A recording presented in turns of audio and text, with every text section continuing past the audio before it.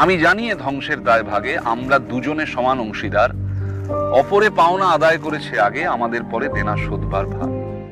নাটক বা সিনেমা সেটা শুরু হলে শেষ হবেই, হয় কার্টেন পড়ে যাবে কিংবা জ্বলে যাবে অডিটোরিয়ামের আলো।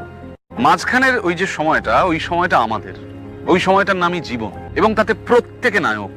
বিশ্বাস করুন, পৃথিবীতে প্রতিটি মানুষ স্পেশাল। তারা যে পেশার সঙ্গেই যুক্ত হন, অভিনেতা, দিনমজুর, কৃষক, ব্যবসায়ী, চাকুরিজীবী, প্রত্যেকেই জীবন নাট্যের বা পর্দার হিরো হিরোইন। দেখুন, সমস্যাহীন পৃথিবী হয় না। সমস্যা, অভাব, নেগেটিভিটি, অবসাদ এগুলো থাকবেই।